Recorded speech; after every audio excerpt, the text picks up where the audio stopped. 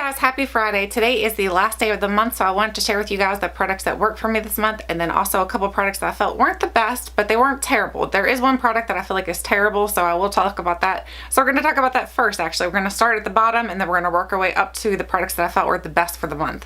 So let's get started with the first item. It is the e.l.f. Hydrating Gel Melt Cleanser. So this product I picked up at Walmart, and I thought it would be good because I love those cleansers that clean your face by just putting it on and it kind of melts the makeup off. I love that kind of technique. The container is very pretty. It's that seafoam green color. The container's pretty. Smells horrible. Smells almost like rotten oils or something like that. It just smells really bad. It's not good whatsoever. The consistency to it is really bad too. The consistency is, I'm going to try to see if it'll focus so you can see. It's like a jelly consistency, which I understood that it says it's a gel cleanser. But it's such a gel consistency that you try to put it on and it doesn't really break down.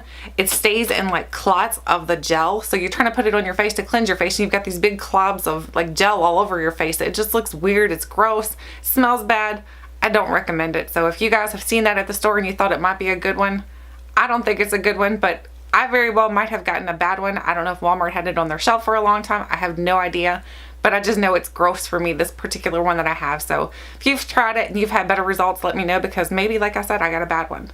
The next thing is the Daily Defense Moisturizing Shea Butter and Almond Oil. So this isn't bad. So now, but that was the only bad product. Now we're going to just start moving up to things that are better.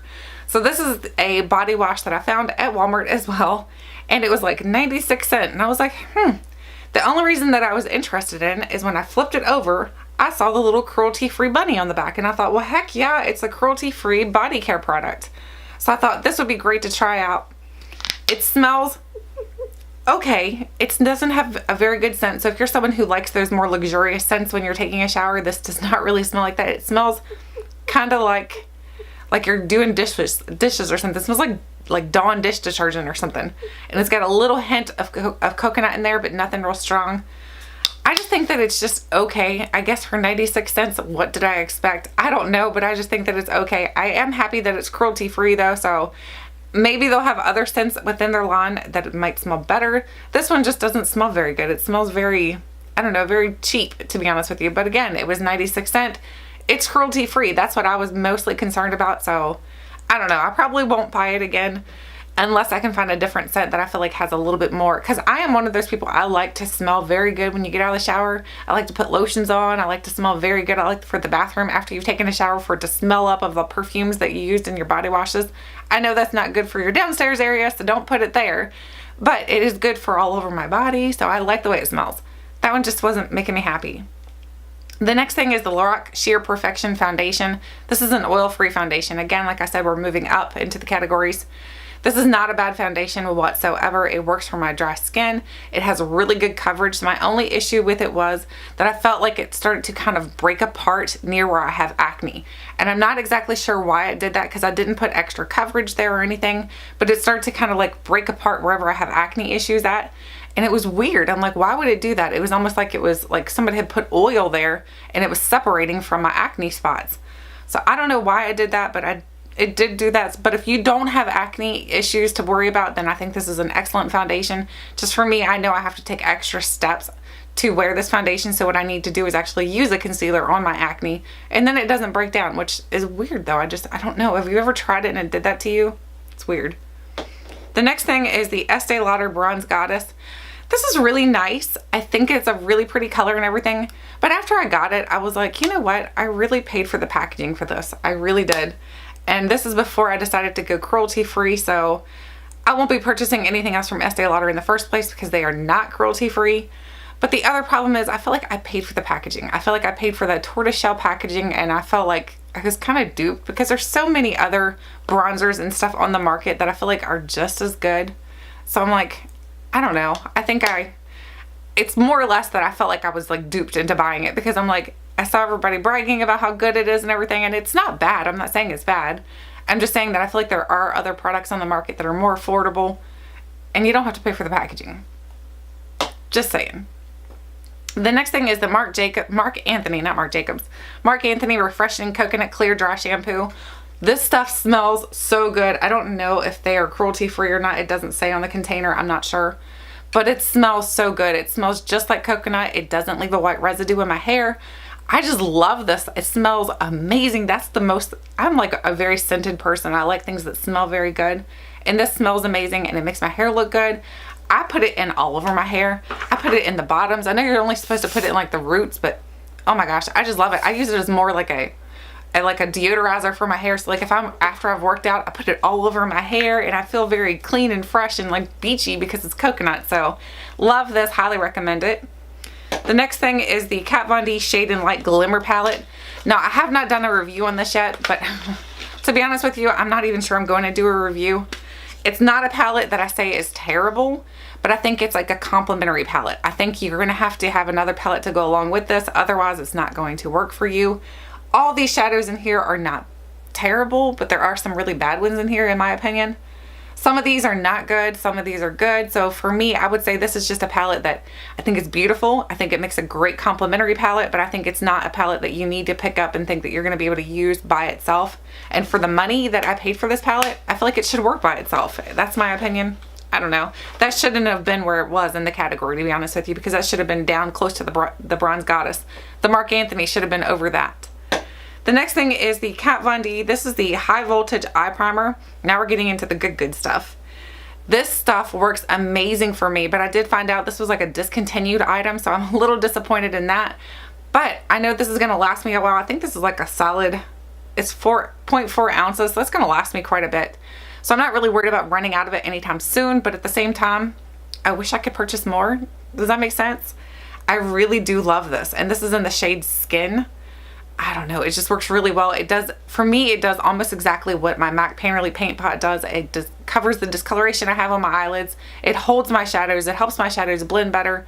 Love this. If you can find this, I think the person that sent this to me, which was Brittany, she said that she found these like at TJ Maxx. So if you want to check your local TJ Maxx, you might be able to grab one. The next thing is the Anastacio Subculture palette. So this is the highly, I don't know, like, everybody either loves it or they hate it, I think, on YouTube.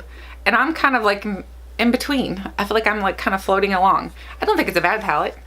I think a lot of the shades in here are absolutely gorgeous. I think it does blend well, but you have to use a light touch with this palette. You don't want to go in with a heavy hand and try to blend these shadows out because they're not going to blend. You want to go in very light-handed and try to blend them out. I think they're beautiful, but because I think the reason why I'm kind of like mediocre, where I don't absolutely love it and recommend it to everyone, is because I feel like it is a little bit more difficult to work with. But the reason why I do love it though, on the other hand, is that the colors are so beautiful. They do blend. I'm wearing this on my eyes today. I've worn this for quite a few looks this past week, and I think it's just gorgeous. I love it. I am in love with it, but at the same time, I'm not in love with it. So does that make sense? I have like a love-hate relationship with it. It's very powdery. It's a little harder to blend. You have to be careful with it. So it's just one of those palettes that's like a finicky palette. It's like, gosh, you have to baby it. And who wants to baby their makeup? I just want to go in and put my makeup on. The next thing is the Wet n Wild Hot Mega Glow Highlighters. Brittany also sent me these. Oh, I just dropped one. Hang on.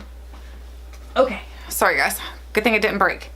This is the Golden Flower Crown one. I love this on my cheeks. It looks so gorgeous. Let me swatch it for you. It just looks so gorgeous on the cheeks. There's what it looks like. Isn't that pretty? I love this one, and then I also love the other one, which is the Sweetest Bling. This is like a pinky shade. This one's really, really pretty as well. I'll swatch that for you. Look how beautiful they are.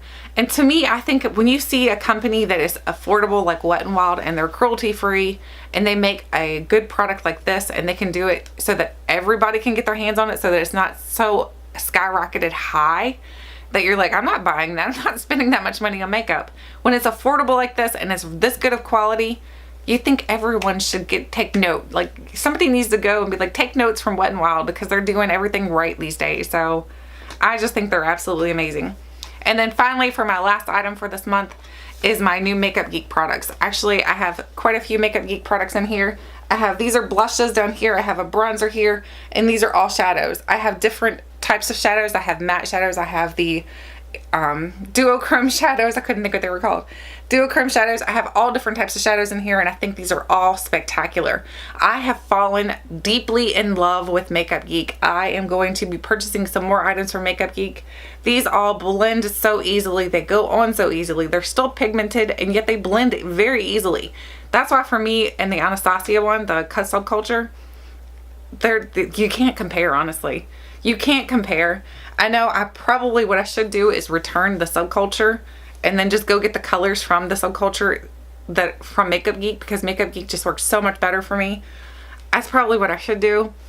But these are really, really good. I highly recommend checking out Makeup Geek. If you have not checked out anything from Makeup Geek, you need to go do it. Check it out. They have like a clearance section too. So if you're a little bit leery and you're like, I don't want to spend a whole lot of money right now, check out their clearance section, because they have a clearance section, and that way there you can at least get your hands on it and kind of test it out and see how it works for you. Highly recommend Makeup Geek though. I think they're absolutely amazing. The blushes go in easily. They blend out easily. They stay on my cheeks. The bronzer looks amazing on me. So I love, love, love Makeup Geek. I can't rave it up enough, honestly. So anyway, those are the products that I have been loving for this past month, and some of the products that were not so good for this past month. I'd love to know what products worked for you and what products didn't work for you this past month, and let me know. Thank you guys so much for watching, and until next time, I'll catch you guys later.